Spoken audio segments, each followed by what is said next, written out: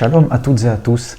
Je vais partager avec vous une histoire extraordinaire afin de comprendre cette notion si fabuleuse du Kiddush Hashem, de la sanctification d'Akadosh Baruch Hu, sanctification du nom de Dieu. Et je vais commencer par un Teilim du roi David qui nous fait comprendre à quel point la sanctification du nom de Dieu vis-à-vis des nations du monde est tellement importante. Le roi David nous dit dans les Teilim au Pérec 119 « Va'adabera ve'edotecha neged melachim velo evosh » Je vais parler, je vais rendre tes témoignages devant les rois du monde et je n'en aurai point honte. Le roi David nous fait allusion qu'un juif ne doit pas jamais avoir peur devant qui il se trouve, au contraire. Il n'y a pas plus grande sanctification, pas plus grand Kiddush Hashem de sanctifier le nom de Dieu devant les plus grands dirigeants du monde, devant n'importe quel roi, au contraire. C'est là que le nom d'Akadosh Baruch Hu est grandi et qu'on sanctifie véritablement son nom. Eh bien, l'histoire que je vais vous raconter illustre parfaitement ce pasouk, ce Teilim. Cette histoire s'est passée à l'époque du Rav Mordechai Eliyahu, Zecher Tzadik Kadosh Livracha, à l'époque des grands rabbins d'Israël. Et à son époque, donc, le président de l'État français était Jacques Chirac. Il y a eu un voyage présidentiel donc, qui a été organisé, et donc on a convié des personnalités, bien entendu, israéliennes, et donc on a demandé au grand rabbin d'Israël, le Rav Mordechai Eliyahu, de venir. Bien entendu, en connaissant le Rav Mordechai Eliyahu, la diplomatie israélienne avait pris soin de mettre en garde, entre guillemets, le Rav Eliyahu et le Rav Eliyahu, et de lui dire là-bas de ne pas parler de finalement la politique des relations entre Israël et la France, qui était tendue bien évidemment à l'époque où la France mettait pression sur le peuple d'Israël afin que nous rendions nos terres, que nous donnons nos terres aux Arabes, Yerushalayim, en Judée-Samarie. Bien entendu, comme on le sait, des relations qui n'ont jamais cessé de s'arranger avec tous ces pays. Eh bien, on a demandé au Rav Mordechai Eliyahu de ne pas se parler de ça et de parler uniquement de religion, entre guillemets. Donc, voilà que le Rav Mordechai Eliyahu se rend à Paris avec la rabbinite, donc un voyage présidentiel est organisé. Et donc, le protocole, donc l'État français, donc, invite un certain nombre de dirigeants israéliens et le Rav Eliyahu donc, à visiter le palais de Versailles. Alors voilà que lorsqu'ils arrivent à Versailles, le Rav Eliyahu arrive tout d'abord dans un salon et donc on présente l'histoire de Napoléon Bonaparte et on montre d'ailleurs un siège où il était, où il s'asseyait certainement pour écrire ses lettres. Et là, le Rav Mordechai Eliyahu coupe finalement un petit peu la parole à tout le monde. Il dit « J'ai une question à vous poser, mais il a vécu quand ce Napoléon ?» Alors déjà, tout le monde est un peu surpris. On ne s'imaginait pas que le grand rabbin d'Israël ne pouvait pas connaître à l'époque où Napoléon a vécu. Et il poursuit peu de temps après, il pose une autre question qui embarrasse encore tout le monde, où il dit « Mais j'ai une autre question, je voulais savoir éventuellement si ce fauteuil est à vendre. » Alors là, le guide lui répond un petit peu de manière froide, et il lui dit « Vous savez, c'est notre patrimoine historique, et bien entendu, ce n'est pas à vendre. C'est l'histoire de Napoléon Bonaparte, c'est le patrimoine historique de la France, ces choses ne sont pas à vendre. » Bon, et il continue. La rabbinite ne dit rien là à côté. Pour l'instant, on ne sait pas trop où le Rav Mordechai Eliyahu va en venir. Et donc, ils arrivent dans une autre salle. Et là, donc, on va présenter finalement le salon où vivait Louis XIV. Et là, le Rav Mordechai Eliyahu recommence et il pose la question, il demande quand c'est que Louis XIV a vécu.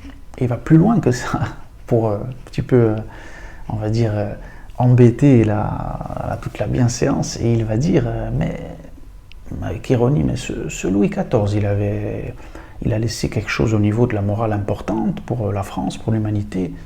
Et là, le guide lui répond franchement, non, pas du tout. Il n'a rien fait d'extraordinaire sur le plan moral, mais c'est notre histoire, ce sont nos rois, et puis on en est fiers, c'est comme ça. Et alors il continue. Alors là, la rabbinite comprend où le Rav Mordechai Eliyahu va en venir, et donc ils se comprennent tous les deux. Le Rav Mordechai Eliyahu lui fait un clin d'œil, et ça continue. Et voilà que la visite prend fin, et donc Jacques Chirac, le président, va organiser une petite réception, et donc où tout le monde pourra prendre la parole afin finalement de célébrer cet événement, cette rencontre entre la France et les dirigeants israéliens. Tout le monde va pouvoir prendre la parole, et voilà que c'est au tour du Rav Mordechai Eliyahu. Et là, le Rav Mordechai Eliyahu commence donc à expliquer et il dit franchement, voilà, quand je suis arrivé, on a été surpris de mes questions vis-à-vis de Napoléon, vis-à-vis de Louis XIV sur sa morale. Finalement, vous nous avez peut-être reproché de ne pas connaître votre histoire, vous, la France, et vous avez parfaitement raison. Mais comment vous pouvez à nous reprocher de ne pas être attachés à la nôtre, nous qui avons reçu la Torah de Moshe Rabbeinu il y a plus de 3000 ans, qui nous a ordonné de prendre possession de notre terre pour l'éternité? Comment c'est possible que vous pouvez remettre ça en question? Et là, la rabbinite comprend que lorsque le Rav Mordechai Eliyahu est en train de parler, l'interprète de l'ambassade modifie un petit peu ses propos, arrondit les angles pour ne pas heurter la sensibilité des dirigeants français de Jacques Chirac. Alors là, elle intervient, elle fait comprendre au Rav Mordechai Eliyahu qu'il y a un problème, et là, le Rav Mordechai Eliyahu tout de suite rebondit sur ce qui est en train de se passer. Il dit on va demander à quelqu'un donc un représentant religieux des communautés en France qui étaient présents, de traduire mon discours parce que la personne dans l'ambassade peut-être a un petit souci par rapport aux Français, donc il arrange ça, et donc du coup c'est quelqu'un qui s'est chargé de traduire correctement les propos du Rav Mordechai Eliyahu à la lettre. Et donc là, le Rav Mordechai Eliyahu va dire tout ce qu'il a dit devant Jacques Chirac, les propos ne seront pas censurés. Il va dire voilà, on nous a reproché, nous, de ne pas connaître l'histoire de la France, et vous en avez bien raison, d'être attachés même à un personnage qui a vécu seulement il y a 200 ans, de ne pas vouloir vendre son fauteuil, vous avez parfaitement raison. Mais ne nous reprochez pas à nous d'être attachés à notre Torah, qu'on a reçu à plus de 3000 ans par Moshe Rabbeinu, directement du ciel, et qui nous a ordonné de prendre possession de la terre d'Israël pour l'éternité, et vous allez remettre ça en question. Alors là, tout le monde, il y a eu un grand silence, mais tout le monde s'est levé, a commencé à applaudir le Rav Mordechai Eliyahu. Incroyable, Jacques Chirac s'est levé. Et voilà que tout le monde a été surpris d'une telle force, d'une telle puissance, d'une telle vérité qui a explosé comme ça dans finalement, comme on le sait, ce type de réunion où on arrondit les angles justement, où tout est tabou, c'est vraiment le langage diplomatique, mais là c'était le langage du Hémet qui a tout défoncé.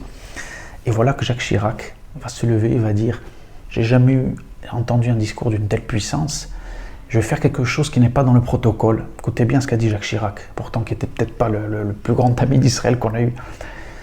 Ce n'est pas dans le protocole, mais c'est normalement là, ce que je vais faire là, ça se fait avec des dirigeants, avec des présidents, des chefs d'État, mais je vais remettre la médaille du mérite au Rav Mordechai Eliyahu pour ce qu'il vient de dire, et donc pour sa sagesse et pour tout ce qu'il vient de déclarer. Extraordinaire. Voilà que le Rav Mordechai Eliyahu finalement se voit récompensé avec une médaille du mérite par le président Jacques Chirac à l'époque.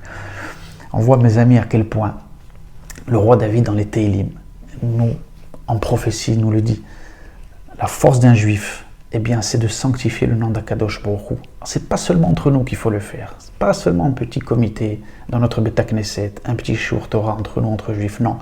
La véritable sanctification du nom divin, c'est dans le monde entier, c'est devant les rois. C'est comme ça que le nom d'Hachem est grandi, comme c'est marqué dans notre Kaddish. It Gadal, It Kadash, Shem Meraba. C'est comme ça que les 4 lettres du nom divin vont pouvoir briller, non seulement ici, pour nous le peuple juif, mais pour l'humanité tout entière. C'est un des signes, bien entendu, de la Géoula, de la rédemption avec Mashiach très bientôt. Merci à toutes et à tous.